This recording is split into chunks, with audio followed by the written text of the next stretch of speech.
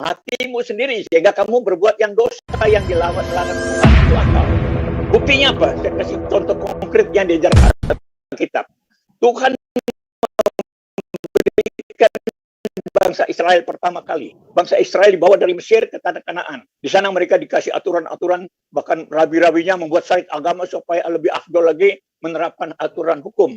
Tapi apa yang terjadi? Tetap aja mereka tetap dianggap degil keras kepala. Kenapa?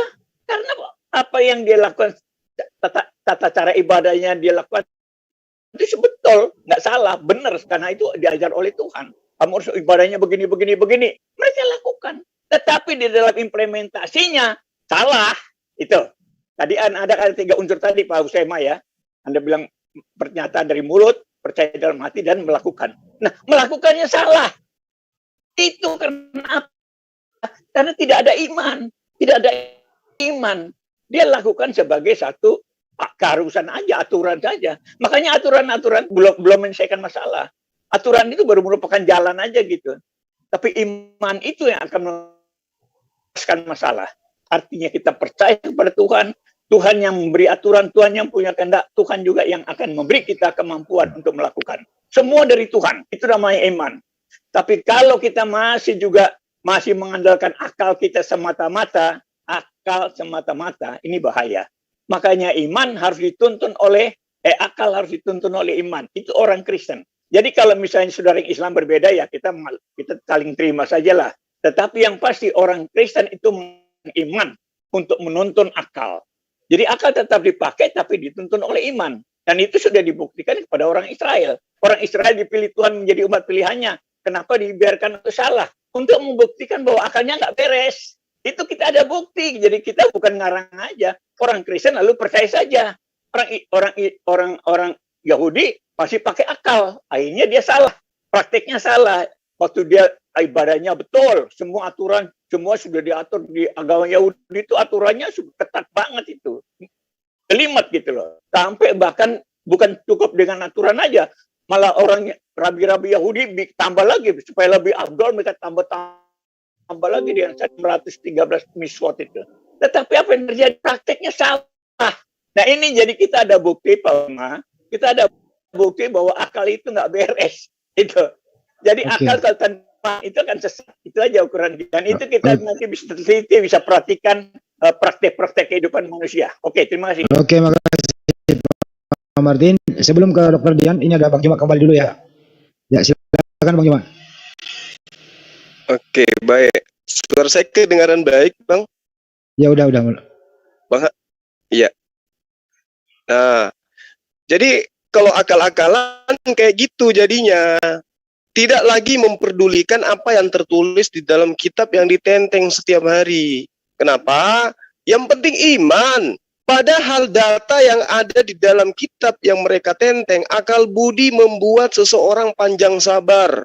Dan orang itu dipuji karena memaafkan pelanggaran. Ntar kalau dibilang akal budi beda dengan akal. Budi itu akhlak kebaikan. Artinya akal budi itu adalah akal yang diberikan oleh Allah. Orang yang menyimpang dari jalan akal budi akan berhenti di tempat arwah-arwah berkumpul. Itu Amsal 21 nomor 16. Makanya kalau kita melihat konsep yang tidak didasari akal sehat, tengoklah. Mereka menyembah siapa gitu. Kayak mana model sembahannya. Ulangan 29 nomor 4. Tetapi sampai sekarang ini Tuhan tidak memberi kamu akal budi untuk mengerti. Atau mata untuk melihat. Atau telinga untuk mendengar. Saking pentingnya akal budi itu. Ayub 8 nomor 10, bukankah mereka yang harus mengajari engkau dan melahirkan kata-kata dari akal budi mereka? Ini yang harus dipahami. Ayub 28 nomor 28, tetapi kepada manusia ia berfirman, sesungguhnya tak akan tulah hikmat jalan. Jadi sekarang melakukan sesuatu, tidak anggap itu ada sebuah kejahatan, itu karena akal Anda nggak pusing. Itu karena Anda menggunakan akal. Anda dulu akal itu saudara orang jadi tapi karena akal orang menjorok bukan iman tapi karena akal. Orang mendosen bukan karena iman tapi karena akal. Orang menciptakan segala sesuatu yang dibutuhkan oleh manusia bukan karena iman tapi akal. Anda bisa merasakan komputer, merasakan HP, merasakan life, merasakan apapun, itu karena akal, kan karena iman. Yang dikatakan iman, justru tanpa akalnya manusia hancur. Jadi kalau Anda mengatakan akal itu akal itu adalah sesuatu yang merusak manusia, itu ilmu akal-akalan Anda sendiri. Kenapa? Anda tidak menggunakan akal. Lalu ia mengajari aku dan berbicara dengan aku. Daniel, sekarang aku datang untuk memberi akal budi kepadamu untuk mengerti. Kitab yang Anda imani sekarang itu bukan karena landasan iman, tapi karena mereka diberi akal. 1 Tawarik 22 nomor 12, hanya Tuhan kiranya memberikan kepadamu akal dan pengertian dan membuat engkau menjadi pemegang perintah atas Israel, supaya engkau memelihara Torah Tuhan Allahmu. Bukan dasar iman, tapi akal. Akal yang Tuhan beri supaya manusia itu mengerti dan membuat orang-orang itu berpegang perintah atas apa yang diberikan kepada Israel. Tapi kalau ada perintah yang datang kepada Israel, tidak lagi dianulir dengan akal, tapi dengan iman, itulah jadinya. Tuhannya Israel dianggap sebagai manusia, bahkan dianggap seperti burung merpati. Karena akalnya mati. Ya, Daniel 5 nomor 14, telah kudengar tentang engkau bahwa engkau penuh dengan roh para dewa, dan padamu terdapat kecerahan, akal budi, dan hikmat yang luar biasa. Akal budi memiliki pondasi utama di dalam beragama. Ulangan 4 nomor 6, lakukanlah itu dengan setia, sebab itulah yang akan menjadi kebijaksanaanmu dan akal budimu di mata bangsa-bangsa yang pada waktu mendengar segala ketetapan ini akan berkata, memang bangsa yang besar ini adalah umat yang bijaksana dan berakal budi. Jadi tolong dipelesetkan. Oh, akal itu beda dengan akal budi. Walau akal itu membuat manusia itu tahu baik dan benar. Ya, tidak bisa kita dikatakan manusia lebih daripada makhluk lain karena kita memiliki akal, bukan karena kita memiliki iman. Kalau hanya berdasarkan kepada iman, apa Anda ragukan imannya orang Hindu? Apa Anda ragukan imannya orang Buddha? Apa Anda ragukan imannya orang yang menyembah pohon? Gak bisa Anda ragukan itulah iman. Nah, landasannya apakah itu benar? Anda mengatakan tidak benar, tapi itu iman. Jadi kebenaran iman itu harus melewati filter akal. Akal dulu baru beriman, bukan iman dulu baru akal. Anda melihat bara api, tapi karena Anda menggunakan iman, Anda mengatakan bara api ini dingin. Anda pegang, apa yang terjadi? Dingin nggak? Tidak. Karena akal Anda nggak berfungsi, maka Anda pegang, tangan Anda lepas. Tapi akal dulu, pasti akal mengatakan dipegang dulu tanpa ada celaka. Itulah yang makanya berdalil. Kalau kami kepada Marta,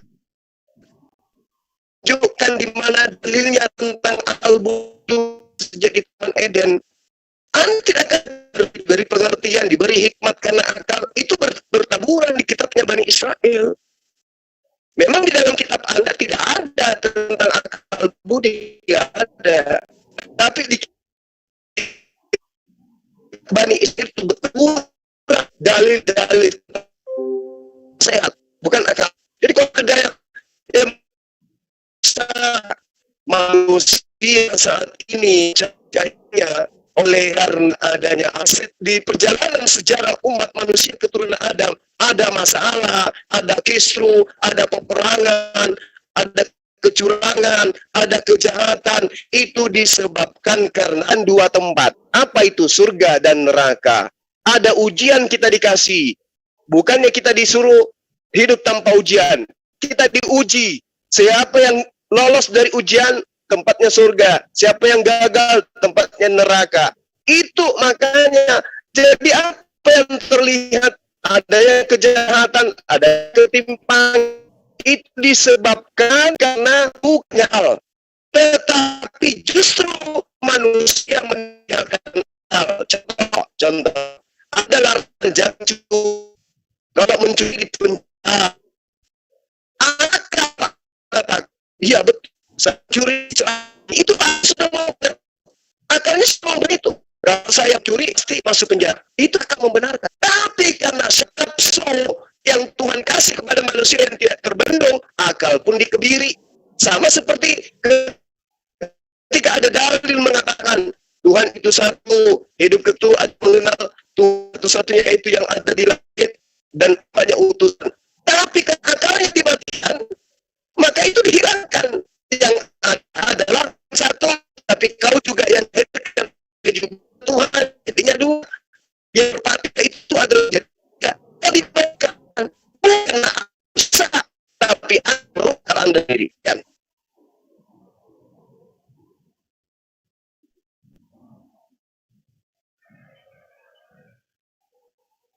Ya, saya sudah tangkap itu. Ya, silakan, Disampaikan silakan. oleh ya, Soalnya sudah ini mohon ditangkap. maaf ya pada teman-teman ada di live chat terhubung Bang Juma ada di posisi agak blank spot gitu ya. Jadi signal memang di sana tidak mendukung. Ya. Inilah kita memberi apresiasi. Sebentar ya Pak Martin ya, izin sebentar. Inilah kita memberi apresiasi. Bang, ada sedikit pun putus asa untuk berdakwah. Ya, ini kita patut memberi apresiasi kepada gurunda kita ini. Silakan Pak Martin ditanggapi. Ya, semangatnya tinggi ya, semangatnya tinggi Juma ini. Hanya sayangnya dia tidak konsisten gitu loh. Harusnya saya dari dulu tantang Juma itu, saya tantang dia betul-betul dari dulu ya. Saya bilang, Juma, kamu berani mengatakan segala sesuatu kebenaranmu dari Al-Quran. Dia tidak berani sampai hari ini. Itu yang saya tantang gitu. Cuma dari mulanya seperti itu, tegang sama saya itu karena itu aja. Saya hanya minta, coba kamu jelaskan seluruh kebenaran yang dari Al-Quran. Jangan kutik-kutik Alkitab. Seperti tadi dia angkat dari Alkitab. Itu salah semua. Karena apa? Itu diambil dari perjanjian lama. Perjanjian lama itu belum digenapi. Setelah digenapi, Roma 3 ayat 10, 11. Tidak ada yang benar, seorang pun tidak. Tidak ada yang berakal budi. Tidak ada yang mencari Allah. Itu. Cuma ambil perjanjian lama yang memang belum sampai ke tingkat iman. Itu orang Yahudi mempraktikkan yang salah. Tadi Dr. Husaima udah bilang, praktiknya melakukan. Nah sekarang saya buktikan dari melakukan. Orang Yahudi itu salah. Karena mereka tidak mempraktikkan. Sekarang kita masuk perjanjian baru dikatakan bahwa tidak ada yang benar. Seorang pun tidak ada yang benar. Tidak ada yang berakal budi. Tidak ada yang mencari Allah. Itu. Jadi gitulah masalah Bang Juma ini, dia hanya bicara tentang Alkitab. Coba dia bicara Al-Qur'annya, saya ingin tahu tuh sampai di mana Al-Qur'an bicara tentang iman-iman itu. Itu jadi disinilah kelemahannya Juma itu di situ. Saya ingin Martin nggak boleh begitu. Bukan begitu. Tadi kan dia angkat dari sana. Saya jelaskan supaya ini bukan apa-apa, supaya kita dialog kan. Kesimpulan saya itu seperti itu. Ini kesimpulan. Biar dulu dok, biar dulu dok. Jadi gini Pak Martin. Tidak ada satupun pertanyaan tentang Al-Quran tidak dijawab dengan tuntas oleh Zulkifli Mabas. Semua akan terjawab. Berbanding terbalik, sebentar Pak Martin. Berbanding terbalik, satu pertanyaan Bang Juma tidak ada yang bisa menjawab dengan tuntas. Ini realita kenyataan loh. Itulah Pak Martin. Silakan dilanjutkan. Ya. Jadi yang saya maksud itu supaya kalau dia memang mau menyalahkan iman Kristen, angkat dari Al-Quran saja. Karena Alkitab itu ada perikopnya beda-beda. Tiap perikop itu punya latar belakang yang beda, sebab nuzulnya yang berbeda.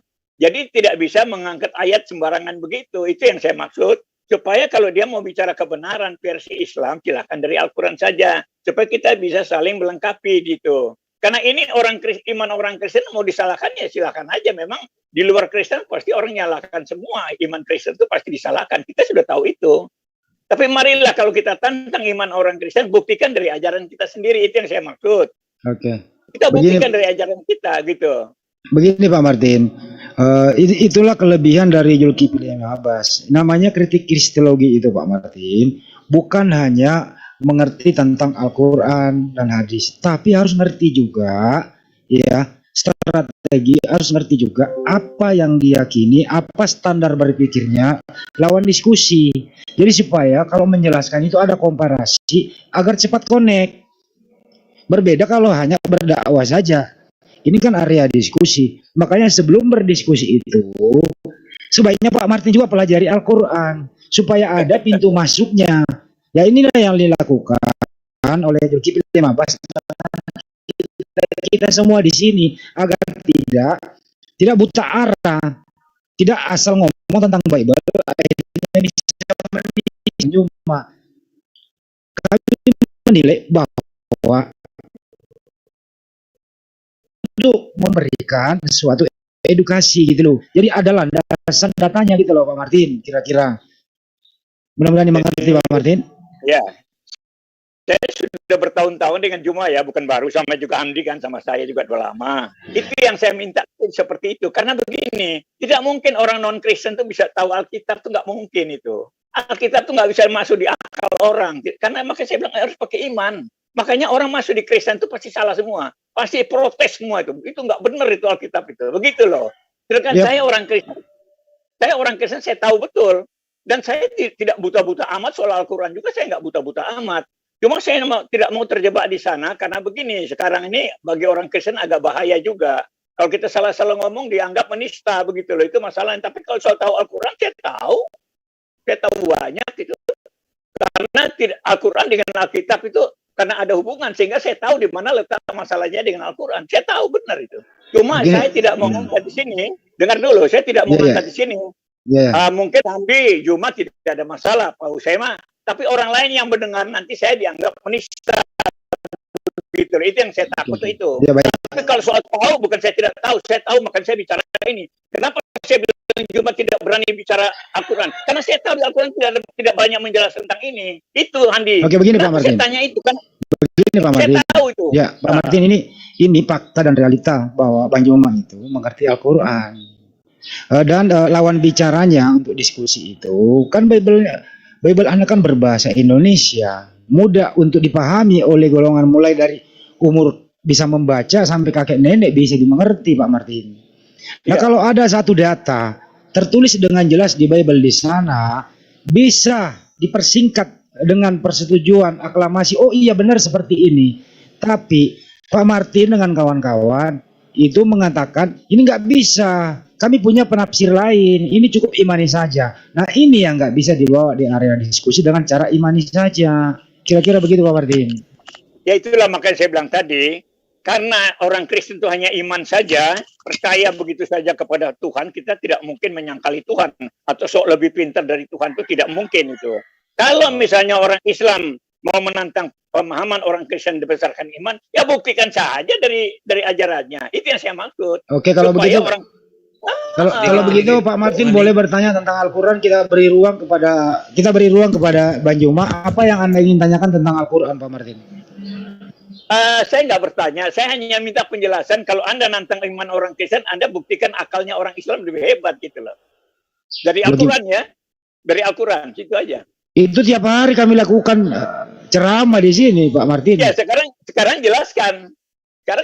Ya, kira-kira apa yang Anda mau tanyakan Pak Martin biar dijelaskan? Ya itu saya tanya, bagaimana kalau Anda berdasarkan akal, itu di mana Al-Quran mengatakan hanya akal saja yang benar daripada iman? Enggak, ya pertanyaannya sepertinya ada klaim gitu. Bagaimana Menyuma? Ada signal? Ya sayang sekali. Oke, Bang Handi. Ya silakan. Oke Bang Handi. Jadi akal ini menuntun saya untuk memahami sebuah dialog. Ketika lawan dialog saya itu pemahamannya hanya tarafnya sampai ke level A, mana mungkin kemudian saya mengaji ilmu yang tinggi langit. Tapi Pak Amin, Al-Quran menerangkan begini, Al-Qina yastami'una yattabi'una ahsana. Ulaika hadahumullah, ulaika hum ulul albab. Yaitu mereka yang mendengarkan lalu mengikuti apa yang didengarkan karena mereka memiliki filter akal. Lalu ayat ini mengatakan mereka itulah orang-orang yang telah diberi petunjuk oleh Allah, itulah orang-orang yang mempunyai akal sehat. Oke, izinkan saya mengurai ini. Akal ini Pak, di dalam pengajaran agama Islam itu berasal dari bahasa Arab, tidak bahasa kitab lain. Kan sakit kalau saya katakan akal itu bahasa Arab, asalnya dari Quran. Kata akal yang berarti akal dalam perspektif bahasa Indonesia pikiran, ya. Akal berarti alat berpikir, daya pikir, untuk mengerti, pikiran kita untuk kemudian memahami dan mengingat. Itu akal. Jadi akal ini dalam perspektif Al-Quran, daya pikir manusia untuk memahami sesuatu. Jadi kalau alat yang digunakan untuk memahami sesuatu itu dimatikan, dikebiri, dianggap kutukan, maka orang itu akan hidup laksana binatang. Kenapa? Akalnya nggak berfungsi. Dia nggak tahu jalan, dia nggak arah, dia nggak memahami sesuatu. Kenapa? Akalnya dikebiri. Makanya kami umat Islam, dalam lisan Al-Quran disebutkan bahwa al-akal berarti albir, yang berarti menahan dan mengekang hawa nafsu. Paham itu ya? Nah, kemudian diterangkan bahwa al-akal di dalam Al-Quran itu diartikan sebagai kebijaksanaan, an-nubah. Keluar dari lemah pikiran, al-mumk. Al-akal mengandung arti qalb, al-qalb, hati, ya, pemahaman yang berarti memahami. Akal ini, Pak, dalam konsep Islam Al-Quranul Karim adalah daya pikir dalam diri manusia dan salah satu daya jiwa yang mengandung arti berpikir, memahami, mengerti, dan menelaah, dan kemudian merangkum inti daripada apa yang ditelaah. Jadi kata akal ini, kalau kita masuk dalam pengkajian Al-Quran, kalau Anda mau, ini adalah kata yang mana kata akal itu adalah masdar dari akalah. Jadi tidak dapat dalam Al-Quran. Kata ini memang nggak ada langsung dikatakan dalam Al-Quran. Akalah, nggak ada. Tetapi bentukan dari kata akalat, itu dalam bentuk fi'il mukharj. Ya, dalam fi'il mudhak, itu kata kerja, itu banyak disebutkan, kurang lebih 40 kali disebutkan dalam Al-Quran. Tersebar di berbagai surah dalam Al-Quran.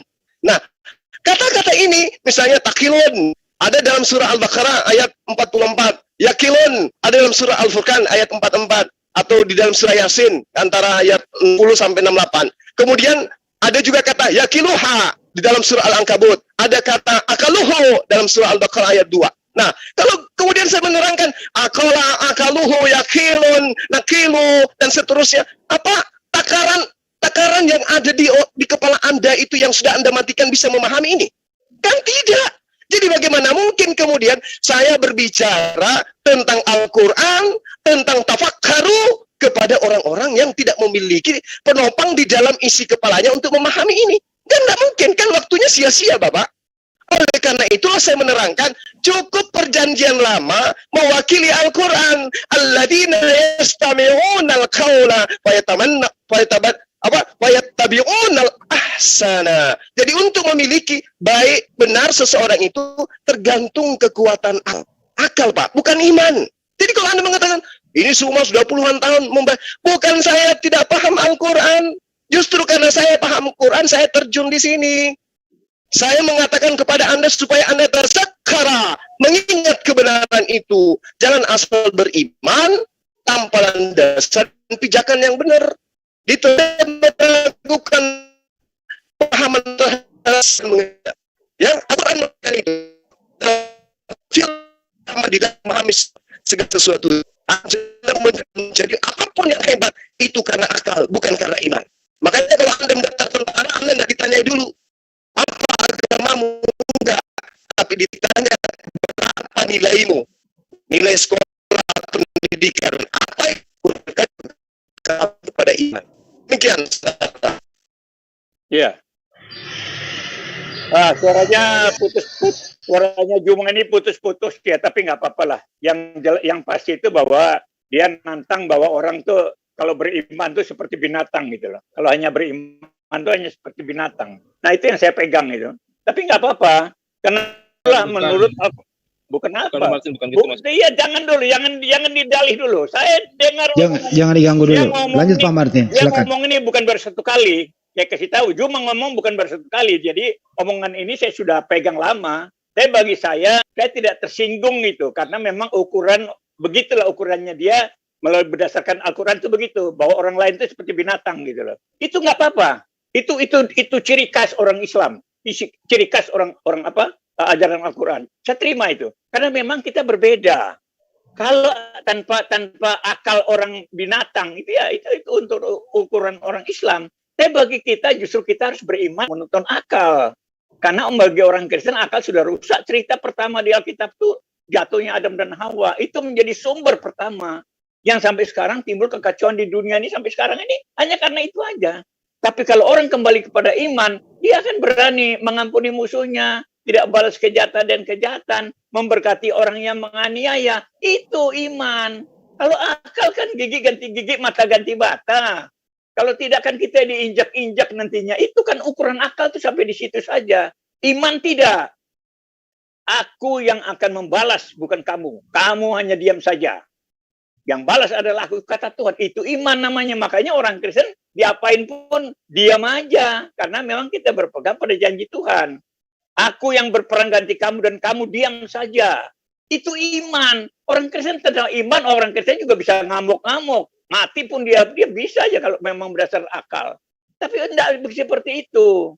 Kita lebih percaya kepada Tuhan. Aku yang berperang ganti kamu dan kamu diam saja. Diam saja itu berarti sudahlah. Kalau mereka memang seperti itu, biarin aja lah. Terima saja. Kan begitu. Karena aku yang akan menentukan. Sehingga kebenaran itu akan dibuktikan oleh Tuhan. Dan sampai sekarang ini sudah dibuktikan di dunia ini. Apa yang menjadi kebenaran menurut Tuhan itu sudah dinyatakan. Semua yang melawan Tuhan sudah dipermalukan. Itu yang kita pegang sampai sekarang ini. Tidak ada orang yang melawan kebenaran Tuhan lalu aman-aman, bebas. Tidak ada. Namanya pasti dipermalukan Tuhan. Itu yang sudah pasti.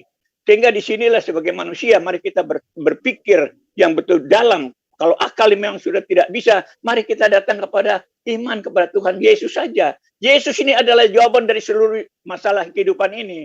Tuhan memberi aturan, hukum, segala macam supaya manusia lakukan. Tapi manusia tidak bisa. Yesus datang untuk menggenapi. Supaya memenuhi tujuan, apa yang menjadi tujuan kehendak Tuhan itu. Makanya dikasihkan iman, dikasihkan Roh Kudus.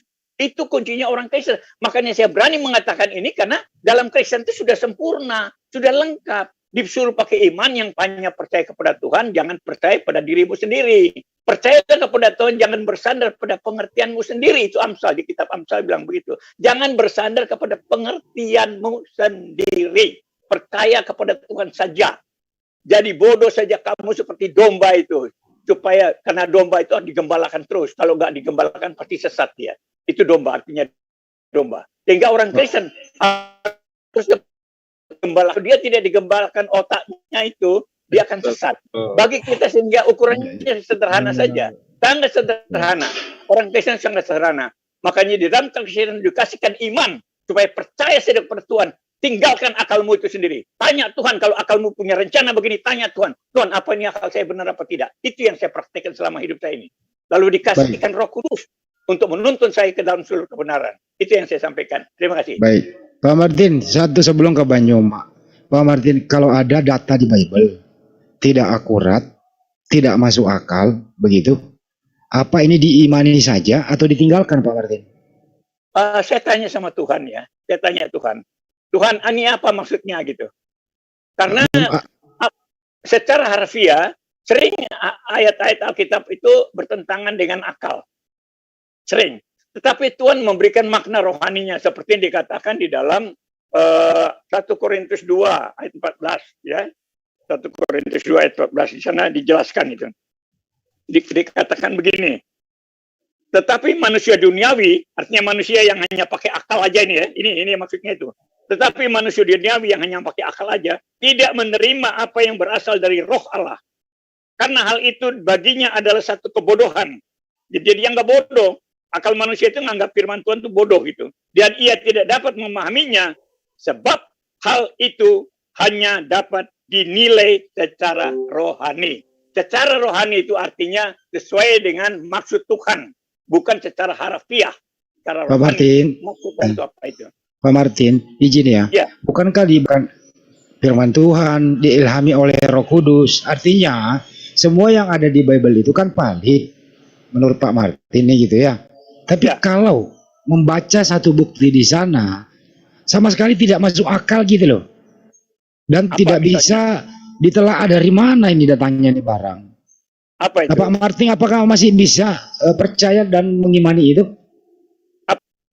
Contoh misalnya ya, kita langsung ke dalam aja. Sebelum ke Bang Joma, Dr. Adi dan Dr. Dian. Misalnya ada satu data yang sampai detik ini masih diimani tapi sulit untuk diterima akal sehat. Markus 16 itu, Markus 16 nomor 8 Pak Martin. Ya. itu ada satu alinea original teksnya atau satu paragraf original teksnya, terjemahannya ada dua. Nah, apakah yang kayak beginian Pak Martin tidak protes atau hanya imani saja, Pak Martin? Ya, coba di mana masalahnya? Coba bacain aja. Markus 16 nomor 8, Pak Martin. Ya, original teksnya itu pendek, Pak Martin. Terjemahan Indonesianya panjang banget, dua paragraf gitu loh. Ya, apa? Kalau Pak Martin bisa dibuka, Pak Martin. Ya, tolong Anda bacakan aja kan. Oke, saya bacain nanti ya, coba sebentar, Pak Martin. Itu Markus 16:8 itu, Pak Martin. Itu hanya sampai karena takut. Itu sampai original. Lebih panjang tambahannya, dengan singkat mereka sampaikan sampai ke kali itu, Pak Martin. Di original teksnya, ya, di original teksnya, Pak Martin, seluruh ya para scholar atau pendeta-pendeta yang mempelajari ini sudah mengakui bahwa ini adalah tambahan atau kreatornya LAI nambah. Tak tujuannya apa? Nah, yang kayak begini kan nggak usah diimani, nggak usah dipercaya, Pak Martin. Maksudnya dibuang. Nah, kalau ini nggak dipikirkan dengan akal, imani saja. Nah, inilah yang membuat sulitnya berdiskusi dengan orang seperti Pak Martin. Mohon maaf, karena hanya mengimani saja maupun tidak masuk akal. Itu maksudnya Bang Juma, Pak Martin. Silakan ditanggapi. Jadi di dalam naskah asli, original teks naskah asli itu ribuan, puluhan ribu. Di sini ada, di sini tidak ada, di sini ada, di sini itu lengkap. Mereka saling melengkapi. Jadi apa yang tertulis di dalam Bible sekarang bahasa Indonesia itu sudah sempurna dan lengkap. Tinggal orang mau percaya atau tidak. Kalau tidak percaya tinggalkan aja. Kalau dia baca manuskrip yang ini ternyata tidak ada ayat ini, ya itu ya sudah. Kalau Anda percaya gitu ya tinggalkan aja. Begitu loh. Gampang Pak Martin, itu. Nah, udah dicari. Tunggu dulu. Saya belum sorry. Silakan, Pak. Nah, sementara Anda lebih percaya hadis. Hadis itu kan omongan orang dari mulut ke mulut itu. Daripada Al-Quran. Makanya saya tahu orang Islam jarang sekali berani bicara Al-Quran. Mereka lebih lari ke hadis untuk menjelaskan segala sesuatu. Ini maaf aja nih ya. Kalau Anda ngeritik itu ayat Markus 16 itu aja, manuskripnya puluhan ribu. Ada di sini ada ayat itu, ada yang tidak ada ayat. Di situ ada. Dan kita percaya karena sudah di dalam bahasa Indonesia ini seluruh manuskrip yang ada di sana. Sehingga ini kalau menunjang iman Kristen itu dijelaskan di sini. Nah, masalahnya tadi saya katakan, mau punya iman apa tidak? Kalau tidak punya imannya seperti Anda katakan tadi. Makanya saya katakan, kalau Anda merasa lebih benar, buktikan saja dari Al-Quran. Oke, Pak Martin. Kalau Alkitab ini salah semua. Oke. Jangan dikombinasi dulu lah ke Al-Quran dengan hadis ini aja dulu ya. Ini kemarin baru diskusi sama Sofiatul. Ini juga saya sering tanyain. Ini sering didiskusikan para pakar-pakar kristologi Indonesia, termasuk Bambang Nursena, Rita Wahyu, semua begitu, Pak. Jawabannya klasik seperti Pak Martin. Di manuskrip lain yang masih banyak 6.000 itu ada di sana. Sampai detik ini belum ada satupun manusia Kristen di muka bumi bisa menemukan manuskrip asli paragraf tambahan dari LAI ini, nggak ada. Nah ini kalau udah dicari beribu-ribu tahun, Pak Martin, nggak ketemu. Ya, kenapa harus diimani buta gitu loh, itu intinya Pak Martin. Iya, baiklah. Kenapa kira-kira apa dasarnya? Iya, oke. Kalau Anda tidak percaya sudah saya katakan tadi tinggalkan. Karena manuskrip Alkitab itu lengkap semua, ada sampai sekarang puluhan ribu. Tetapi bagaimana Anda bisa percaya Al-Quran yang manuskripnya sudah dibakar semua? Silakan Anda jelaskan itu. Percaya. Yang tidak ada manuskripnya Anda percaya. Gimana itu? Nah, intinya di sini. Intinya di sini, Pak. Jadi intinya di sini menurut Bang Juma, ya percaya itu ditelaah dulu dengan akal, masuk akal atau tidak. Ya, datanya valid atau tidak, sumber datanya dari mana, baru kita imani. Jangan imani dulu, baru mencari datanya. Pasti hasilnya saja pokoknya gitu loh intinya Pak Martin. Itulah kita di sini jelas ya. Sekarang saya sudah tunjukkan perbedaan antara Islam dengan Kristen. Andi jelaskan ini bagus, Andi. Betul, bagus. Itulah Ya. Islam. Ya. Itulah Islam. Kristen tidak seperti itu. Islam berpegang pada akal. Islam berpegang pada akal. Orang Kristen berpegang pada iman. Itu saja selesai sudah kok. Oke, baik. Terima kasih Pak Martin. Jadi, Ya. kita nggak bisa Ya. soal itu. Anda berpegang pada iman, akal, kita pada iman. Iman yang menuntun akal. Itu aja. Jadi itu sudah tuntas itu. Makanya orang Islam atau non-Kristen selalu menyalah-nyalahkan Alkitab. Tapi mereka sendiri tidak bisa buktikan kebenarannya sendiri dengan akalnya. Itu persoalannya. Baik, Termasuk makasih. orang liberal yang profesor, doktor, ahli-ahli peneliti. Banyak yang resen nih. Itu juga bodoh juga itu. Oke, banyak yang Makanya resen Pak Martin. Intinya kalau tidak ada data tidak masuk percaya. Yang Ya. saya pertama dulu ke dokter Dian dulu. Dian, baru dokter Adi, Ya, Pak Assalamualaikum Tristan, baru warahmatullahi wabarakatuh. Bang Hendi, siap. gini Pak, durian Pak ya.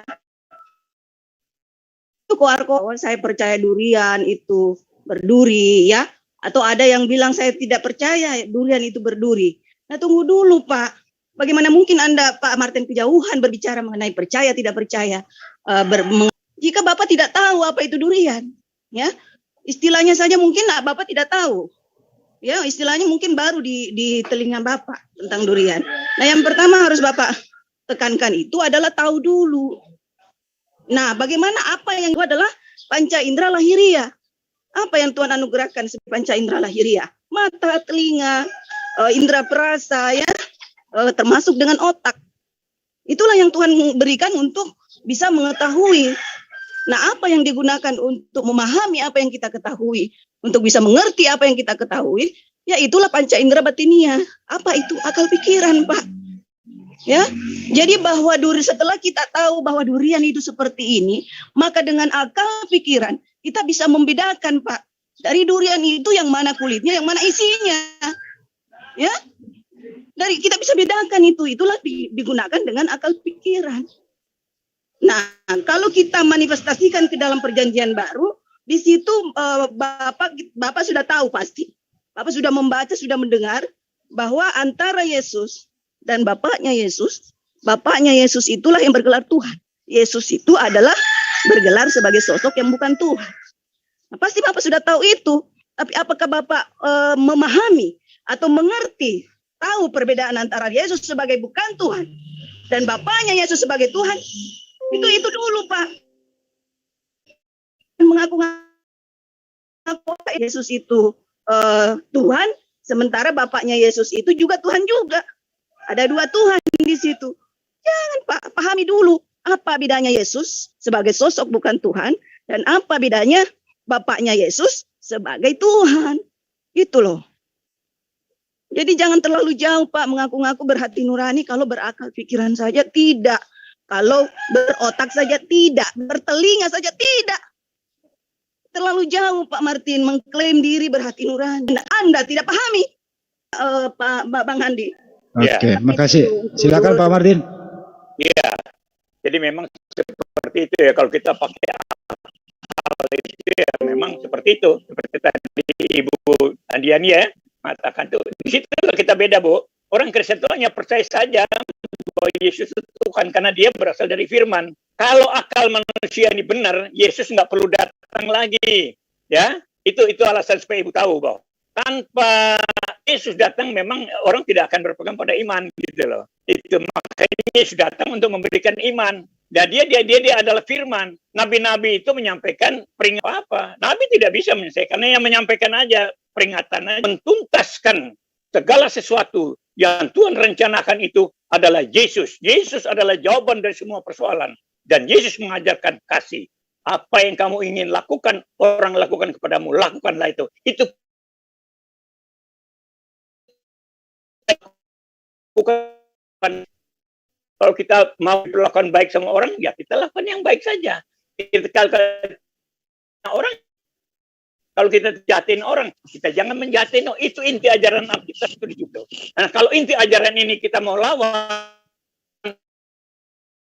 jadi ada manusia yang Tuhan yang kita percaya iman itu, iman tidak berkenan. Tadi ayat 1 dikatakan tentang iman, ayat 6 dikatakan tanpa iman tidak berkenan kepada Tuhan. Itu bedanya. Makanya kalau kita bicara tentang Islam Kristen, Islam hanya pakai akal, itu tidak berkenan kepada Tuhan Yesus. Itu yang pasti. Karena Yesus adalah jawaban dari seluruh persoalan. Hukum Taurat dan kitab para nabi sudah digenapi oleh Yesus dengan dia menyelipkan diri dan dia mengatakan bahwa kasih harus mengatasi semua aturan-aturan itu. Kasih menjawab semua aturan-aturan itu. Itu. Tanpa kasih tidak mungkin. Dan bagaimana kita bisa menerapkan kasih kalau kita punya iman, kalau kita percaya kepada Tuhan, kita punya iman, kita percaya pada Tuhan Roh Kudus, kita berani mengalah sama orang, kita berani mengasihi orang lain, mengasihi musuh sekalipun. Itu puncaknya dari ajaran Kristen. Jadi kalau tanpa iman, sudah pasti kita tidak akan ada hubungan yang baik dengan sesamanya. Itu jawabannya saya untuk Ibu. Terima kasih. Oke, terima kasih Pak Martin. Silakan Dr. Adi. Baik, terima kasih. Izin Pak Martin. Jadi tentang imani saja. Jadi tadi ada Pak Iman yakin ya. Definisi iman itu adalah tertulis di Ibrani 11 ayat 1. Dasar dari segala sesuatu yang kita harapkan. Jadi kita berharap adanya hidup kekal, dasarnya iman. Bukti dari segala sesuatu yang tidak kita lihat. Ya, ada bahwa dia ada, tidak terlihat, itulah iman. Saya, Adi, kalau saya open camp, maka semua yang di Jom akan melihat saya. Tetapi sesungguhnya bukan saya itu adalah gambaran saya. Kolose 1:15, Yesus adalah gambar Allah yang tidak kelihatan. Makanya di Yohanes 14 ayat 45, siapa yang telah melihat aku, telah melihat yang mengutus aku. Jadi Yesus itu adalah gambar Allah. Ibrani 1 ayat 3 juga dia gambar Allah. Jadi yang melihat Yesus telah melihat Allah. Kalau saya buka open camp sekarang, gambar Adi, itulah gambar Adi, tetapi bukan itu saya. Saya sekarang di Bengkulu yang lagi ngomong, tapi suara saya bisa didengar. Kalau saya buka open camp, gambar saya bisa dilihat di sana. Seperti itulah kira-kira analoginya siapakah Yesus itu. Lalu tadi imani saja tadi. Tanpa iman tidak berkenan kepada Allah, kepada Tuhan. Iman timbul daripada pendengaran firman Tuhan. Kami mendengar, belum membaca. Makanya pernah saya katakan di Jom ini, ya sebelum saya sekolah, saya sudah tahu. Karena saya mendengar. Tetapi setelah saya teliti, ternyata Galatia 4 ayat 4 mengatakan Allah mengutus anaknya yang lahir dari seorang perempuan dan takluk akan hukum Taurat. Perempuan yang melahirkan Yesus itu ternyata Maria. Datanya ada. Lukas 1 ayat 30 sampai 33. Yesus yang dilahirkan disebut anak Allah yang maha tinggi. Dan kerajaannya dari tata Daud yang memiliki. Bukan. Lukas 2:11. Bukan Tuhan. Jadi melahirkan anak Allah. Lukas 2:11 Dr. Adi. Pada hari ini telah lahir bagimu juru selamat Kristus Tuhan di kota Daud. Bunda Maria melahirkan Tuhan, Dr. Adi. Betul. Yang saya tampilkan, tolong perhatikan yang saya tampilkan, data yang saya tampilkan saya terangkan. Yang nggak saya tampilkan jangan ditanggapi. Jadi Pak Handi, yang bisa mengerti Bible itu hanyalah orang yang telah dibukakan Yesus pikirannya. Kalau Martin Roh Kudus pikirannya. Ya, sama, serupa tapi nggak sama. Jadi, kalau Pak Handi membaca Bible itu, tanpa ada yang mengajari, tidak akan bisa ngerti. Saya seorang dokter. Sebelum saya jadi dokter, saya belajar. Harus diajari, harus ada yang bimbing. Kalau bisa jadi dokter tanpa ada yang mengajari, maka semua akan banyak dokter. Oke Dok, kok hilang suaranya? Udah selesai Dok? Oke. Hilang juga suaranya. Dia juga di daerah ini Dr. Adi. Ya, hilang suaranya Dok. Robot juga. Yang lain aja. Oke, makasih. Ke ini dulu. Assalamualaikum warahmatullahi wabarakatuh. Waalaikumsalam warahmatullahi wabarakatuh. Tadi Pak Martin mengatakan ada ribuan manuskrip ya, atau perkamen, atau papirus, atau apapun. Yang kami tahu ya, itu manuskrip ada 4. Tatianus, Irenaeus, Vatikanus, Codex Sinaiticus. Sebelumnya ada Alexandria. Itu adanya di abad ketiga semua Pak Martin. Yang paling dekat ya. Sisanya itu nggak ada. Gedein suaranya dikit Pak Tristan. Sisanya itu nggak ada ya. Kalau untuk yang Quran itu Quran itu jaraknya dengan Nabi Muhammad SAW 30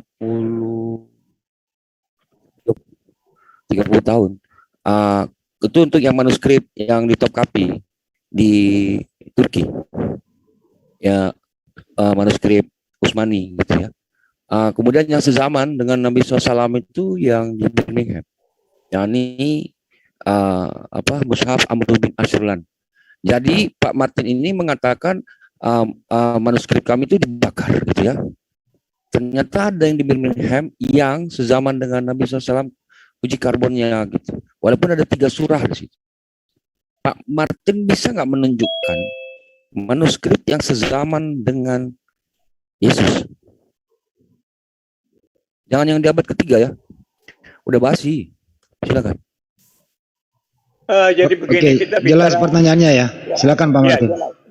Jadi kita bicara manuskrip itu, kita bicara tentang tulisan itu yang ada di, tinggal kita percaya atau tidak, karena itu sudah ribuan tahun yang lalu ya. Itu masalahnya di situ. Kalau kita mencari-cari kelemahan di sana, itu banyak hal-hal seperti manuskrip yang satu beda dengan yang lain. Atau ayat ini ada di situ, ayat itu tidak ada.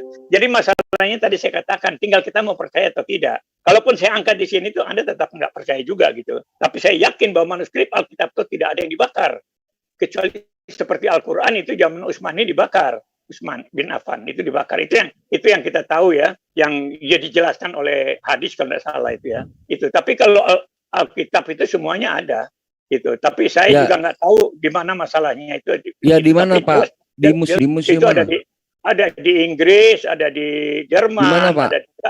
ada. Jadi Anda tidak usah mencek saya karena saya juga nggak hafal semua itu. Tetapi terlihat manuskrip tidak dibakar. Itu ada semua. Tinggal Ya, Anda mau percaya atau tidak gitu. Masalahnya Ya. di situ. Anda mau Ya. percaya, kalau tidak percaya ya sudah nggak apa-apa, tinggalin aja. Bapak Karena bilang orang ada yang Kristen- Bapak bilang ada yang dibakar, tapi ada yang selamat. Amr bin Ashrulan. Ya, oke, itu tidak apa-apa, silakan aja. Jadi itu saya cuma kasih pendapat berdasarkan informasi yang saya dapat. Kalau Anda punya alasan lain ya silakan aja. Tidak apa-apa, itu boleh aja. Justru Pak Hendy tadi menanyakan manuskrip Bapak. Ya, yang ketemu Pak ya, ini yang ada di edaran. 3 manuskrip itu adanya di Vatikan Pak. Tinggal 1 manuskrip adanya di Google itu, Codex Sinaiticus. Yang Vatikanus, Irenaeus, sama Tatianus itu adanya di Vatikan. Itu pun di dalam perpustakaan dan dirahasiakan. Bapak ke sana ditolak pasti. Bapak pernah nonton The Da Vinci Code belum? Udah, cukup. Ya, intinya Bapak ini, mohon maaf, saya mau ngasih tahu juga, Bapak ini telah berdusta hanya dengan meyakini tanpa melihat. Seperti Pak Hendy tadi katakan gitu. Itu saja yang mau saya informasikan. Terima kasih. Oke, terima kasih Pak Tristan. Ini karena ini porsinya ke Zulkifli Mabas dulu. Maaf ya Dr. Usema, Pak Jewer ini ya. Nanti ini kan saya isi saja karena memang signalnya Bang Juma. Kalau Rais mungkin sinyalnya udah bagus lagi, jadi kembali ke Bang Juma lagi. Silakan, Bang Juma. Iya, Bang Handi melakukan kekeliruan tadi. Ya, Ya. termasuk saudara saya Tristan. Kenapa bahas original teks tentang manuskrip kepekan yang digunakan kalau cuma kan tidak mau tahu itu akal mereka pada Jun. Anda mau tanya di mana manuskrip pertama siapa? Mereka ini hanya orang-orang yang menelan apa yang ada di dalam yang tertulis gitu loh. Makanya saya katakan tadi, tapi dipresetkan ayat 5 nomor 11, Allah yang melebihi binatang bumi. Nah, justru mereka ini memakan alat yang Tuhan berikan untuk membedakan antara manusia dengan binatang. Yang membedakan manusia dengan itu kan, coba Bible kasih, mampu enggak mereka itu membaca? Mampu enggak mereka itu memahami apa yang ada di dalamnya? Tidak mampu, karena akalnya tidak ada. Gitu loh. Nah sekarang kalau Pak Martin dikasih Bible suruh baca, dia baca enggak? Baca. Terus apa yang dipahami? Dia memahami itu dengan akal, tapi lagi-lagi akalnya dikutuknya gitu loh. Akalnya dikatakan itu adalah sudah rusak dari sejak Gan Eden. Karena itulah kemudian saya katakan iman Kristen itu tidak didasari oleh akal, tapi akal-akalan. Nah, coba kita lihat selevel dokter tadi. Apa yang dia katakan? Untuk membuktikan dia ada di open cam katanya. Untuk membuktikan bahwa dia itu ada. Apa yang ada di kamera yang Anda lihat itu tadi. Tapi yang Anda bukan adilan, bukan bukan. Sesungguhnya itu ada ini. Lalu kemudian itu dari Yesus. Saya katakan, kalau Anda itu maka bukan Yesus ada dua alam semesta ini dari kenyataan Allah itu ada yang semesta itu kan karena Yesus. Yesus itu hanya manusia kecil sebagai penggambaran Tuhan itu ada.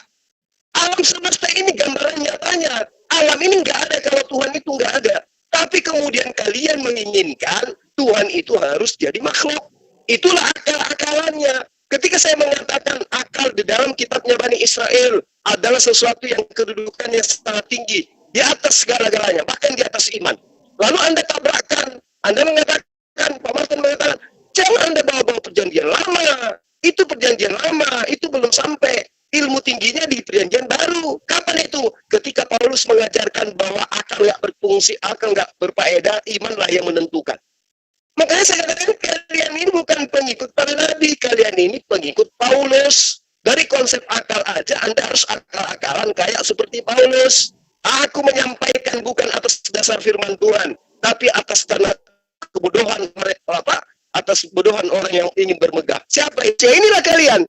Menyampaikan sesuatu yang tidak didasari oleh firman Tuhan, tapi dia dasari atas keinginan kalian yang memperbodoh diri. Kenapa saya katakan memperbodoh diri? Karena akal yang menjadi pembeda antara makhluk lain dengan manusia, Anda katakan itu adalah sesuatu yang terkutuk, itu adalah yang tidak baik, itu adalah sesuatu yang membuat manusia itu jatuh. Sekarang saya tanya kepada Anda, ini orang-orang yang datang menjajah di Nusantara itu karena akal atau karena iman? Kalau mereka menggunakan akal sehat, mereka tidak akan mungkin menjajah. Nggak mungkin. Kalau mereka menggunakan akal budi, nggak mungkin mereka menjajah, mencuri rempah-rempah. Karena mereka tahu, menyakiti orang itu berdasarkan akalnya adalah sakit. Merampok harta orang lain itu adalah nggak baik. Membunuh manusia lain itu adalah nggak baik. Itu akal. Tapi karena mereka meninggalkan akalnya, mereka kemudian datang menjajah. Dan didasari oleh iman datang menjajah. Itu yang perlu Anda paham, jangan dibolak-balik. Mereka seandainya menggunakan akal sehat, gak mungkin menjadi penjajah, gak mungkin jadi pembunuh. Itu yang perlu Anda paham. Tapi pada kenyataannya mereka menjajah. Agamanya apa? Ya sama seperti kalian, nyembah pada manusia juga. Itu yang Anda katakan benar. Itu yang Anda katakan iman benar. Oh, nggak bisa. Jadi saya katakan kepada Anda, ya, saya katakan kepada Anda, benar analogi yang disampaikan oleh dokter siapa tadi? Itu udah benar itu. Bagaimana mungkin Anda mengetahui bahwa itu adalah durian atau itu adalah pisang, ini kulit durian, ini isi durian, kalau bukan akal? Ya, kalau cuma iman bisa jadi kulitnya Anda makan juga. Kalau cuma iman. Jadi Anda harus tahu dulu, oh ini kulitnya, ini isinya, baru kemudian Anda percaya. Jadi kalau Anda ada yang mengatakan, karena Anda sudah menggunakan akal, bahwa ini betul-betul kulit, maka Anda tidak makan. Ada yang mengatakan, Pak Martin, ini adalah isinya durian loh. Karena Anda sudah menggunakan akal, maka Anda tidak makan bijinya. Tapi kalau, maka Anda makan isinya. Tapi kalau Anda hanya menggunakan iman, bisa jadi kulitnya juga Anda telan. Makanya hari ini Anda menyembah sesama manusia karena Anda hanya menggunakan iman. Coba Anda gunakan akal. Apakah masuk akal Tuhan mati? Enggak. Allahu Akbar. Enggak masuk akal. Apakah masuk akal manusia melahirkan Tuhan? Tidak. Nah, karena tidak masuk akal dan iman Anda mengiyakan, maka akal Anda kutuk. Karena akal mengganggu iman Anda. Itu yang benar. Bukan akal yang rusak. Iman Anda yang rusak. Sampai akal Anda kebiri. Coba gunakan akal sehat. Ampun tidak Anda menelah. Ada Tuhan dibunuh oleh manusia. Pun tidak akal Anda. Nah, ketika ditanya, masuk akal nggak manusia membunuh Tuhannya, penciptanya? Nggak masuk akal. Tapi karena iman Anda sudah mengiyakan Yesus yang adalah Tuhan yang dibunuh itu, maka akal Anda kebiri. Anda menzalimi diri Anda sendiri. Makanya Al-Quran mengatakan, orang zalim itu kekal di neraka. Karena dikasih akal, nggak difungsikan akal itu. Tuhan bukan manusia, bukan anak manusia. Dihilangkan. Oh, Tuhan itu anak manusia dan dia adalah manusia. Kenapa? Demi untuk mengikuti al-akal. Bagaimana kalau Tuhan mengatakan kepada Adam, Adam, jangan kau makan yang satu itu, makanlah yang lain. Kalau dia, Adam ini, menggunakan akalnya, dia akan berkata, segala sesuatu bisa kunikmat. Dan Adam, masa sih saya harus satu ini? Masa sih harus makan yang satu ini? Padahal yang lain banyak, enggak usah deh, ini kan larangan. Kalau dia menggunakan akalnya dengan baik, Pak Martin, mustahil Adam memakannya. Mustahil. Karena dia meninggalkan akal sehatnya, dia mengikuti nafsunya, imannya, maka dia makan buah ilmu pengetahuan itu. Apa yang terjadi kemudian? Jadi yang membuat Adam jatuh ke dalam dosa di Taman Eden bukan akalnya, Pak Martin, tapi imannya. Dia lebih percaya kepada bisikan iblis daripada yang nyata di hadapan matanya. Jangan kau makan. Secara akal, ngapain saya makan yang satu ini, sementara yang lain aku diizinkan makan? PGP dengan yang satu itu. Kan ada yang lain yang bisa aku makan dan bisa ku nikmati. Tapi karena dia beriman terhadap pernyataan setan, dia tinggalkan perintah Tuhannya, dia tinggalkan akal sehatnya demi untuk membenarkan bisikan setan. Dia tinggalkan ajaran Yesusnya demi untuk mengikuti ajaran Paulusnya. Iblislah yang menjadi bapakmu. Pahami itu. Jadi Anda sebenarnya meninggalkan daripada pemahaman daripada para nabi bukan karena akal yang rusak, tapi karena akal Anda, iman Anda yang mengebiri akal Anda. Akal itu Anda digunakan dengan sehat oleh Adam, andaikan akalnya berfungsi dengan baik, Adam tidak akan masuk ke dalam dosa. Justru karena akalnya yang dia tinggalkan, dia tidak fungsikan dengan baik, maka dia masuk ke dalam dosa.